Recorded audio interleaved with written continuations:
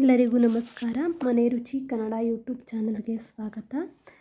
ಬಾಳೆ ದಿಂಡಿನ ರಸ ಹೇಗೆ ಮಾಡೋದು ಅಂತ ನೋಡೋಣ ಬನ್ನಿ. ಮೊದಲಿಗೆ ಬಾಳೆ ದಿಂಡನ್ನು ಅದರ ಸಿಪ್ಪೆಯನ್ನು ತೆಗೆದು ಕ್ಲೀನ್ ಮಾಡ್ಕೊಳ್ಳೋಣ. ನಂತರ ಬಾಳೆ ದಿಂಡಲ್ಲಿರುವ ಕಪ್ಪಾದ ಭಾಗವನ್ನು ತೆಗೆದುಬಿಡೋಣ. ಒಂದು ಪಾತ್ರೆಯಲ್ಲಿ ಸ್ವಲ್ಪ ನೀರು, ನಿಂಬೆ ರಸ ಮತ್ತು ಸ್ವಲ್ಪ ರುಚಿ ಹಾಕಿ ಬಾಳೆ ದಿಂಡನ್ನು ಕಟ್ ಮಾಡ್ಕೊಳ್ಳೋಣ. ಕಟ್ ಮಾಡಿದ್ದನ್ನು ಮತ್ತೆ ಅದರೊಳಗಡೆ ಹಾಕೋಣ. ಬಂದಂತಹ ನಾರನ್ನು ತೆಗೆದುಬಿಡೋಣ.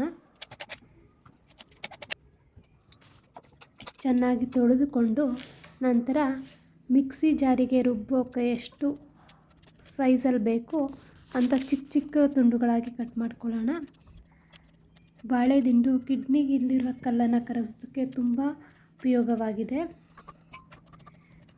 ನಂತರ ಕಟ್ ಮಾಡಿದ್ದೆಲ್ಲ ಆಯಿತು. ಒಂದು ಮಿಕ್ಸಿ ಜಾರಿಗೆ ತೊಳೆದಿರುವಂತಹ ಬಾಳೆ ದಿಂಡನ್ನು ಹಾಕ್ಕೊಂಡು ಇದಕ್ಕೆ ಮನೆಯಲ್ಲಿರುವಂತಹ ಪದಾರ್ಥಗಳನ್ನೇ ಬಳಸ್ಕೊಂಡು ಈ ಜ್ಯೂಸನ್ನ ಮಾಡ್ಬೋದಾಗಿದೆ. ಮೊದಲಿಗೆ 1/4 ಟೇಬಲ್ ಸ್ಪೂನಷ್ಟು ಜೀರಿಗೆ,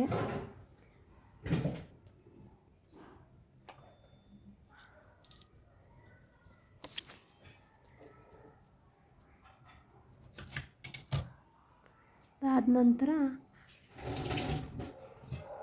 ಸ್ವಲ್ಪ 1/4 ಇಂಚಷ್ಟು ಶುಂಠಿ ಮತ್ತು ಕೊತ್ತಂಬರಿ ಸೊಪ್ಪು ಸ್ವಲ್ಪ, ಪುದೀನ ಸ್ವಲ್ಪ, ಇಷ್ಟನ್ನು ಹಾಕಬೇಕು. ಇದೆಲ್ಲ ಮನೆಯಲ್ಲೇ ಸಿಗುವಂಥ ಪದಾರ್ಥಗಳು. ತುಂಬ ಈಸಿಯಾಗಿ ಈ ಜ್ಯೂಸನ್ನ ರೆಡಿ ಮಾಡ್ಕೋಬೋದು. ಮತ್ತು ಇದಕ್ಕೆ ರುಬ್ಬೋದಕ್ಕೆ ಸ್ವಲ್ಪ ನೀರನ್ನು ಸೇರಿಸ್ಕೋಬೇಕಾಗುತ್ತೆ. ಇಷ್ಟನ್ನು ರುಬ್ಕೊಳ್ಳೋಣ. ರುಬ್ಬಿದಾಗಿದೆ ಇವಾಗ. ಇದಾದ ನಂತರ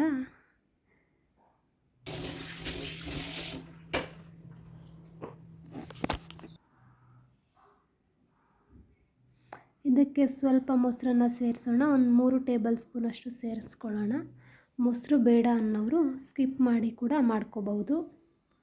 ತುಂಬ ರುಚಿಯಾಗಿ ಮತ್ತು ಆರೋಗ್ಯಕ್ಕೆ ತುಂಬ ಒಳ್ಳೆಯದಾಗಿದೆ ಈ ಜ್ಯೂಸು.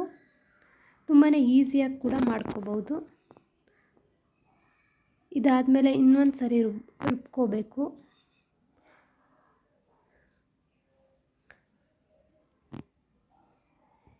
ಇವಾಗ ಇದು ರೆಡಿ, ರುಬ್ಬಿದ್ದೆಲ್ಲ ಮುಗಿದಿದೆ. ನಂತರ ಇದನ್ನು ಸೋಸ್ಕೋಬೇಕಾಗುತ್ತೆ.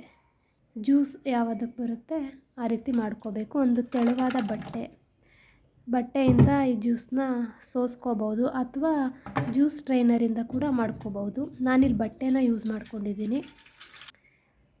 ಈಗ ಜ್ಯೂಸ್ ರೆಡಿಯಾಗಿದೆ. ತುಂಬ ರುಚಿಯಾಗಿ ಕೂಡ ಈ ಜ್ಯೂಸ್ ಇರುತ್ತೆ.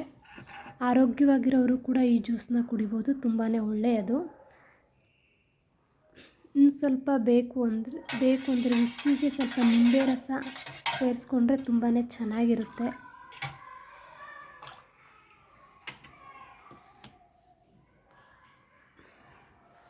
ಒಂದು 3 ರಿಂದ 4 ಡ್ರಾಪಷ್ಟು ನಿಂಬೆ ರಸ ಮತ್ತು ಸ್ವಲ್ಪ ರುಚಿ ಸೇರಿಸ್ಕೊಂಡು ಈ ಜ್ಯೂಸನ್ನ ಕುಡಿಬೋದು. ತುಂಬಾ ರುಚಿಕರವಾಗಿರುತ್ತೆ. ಇದನ್ನು ಬೆಳಗ್ಗೆ ಟೈಮ್ ತಿಂಡಿಗೂ ಮೊದಲೇ ಕುಡಿದ್ರೆ ತುಂಬಾ ಒಳ್ಳೆಯದು. ಇದು ಕುಡಿದು 30 ನಿಮಿಷ ತಿಂಡಿನ ತಿನ್ಬೋದು.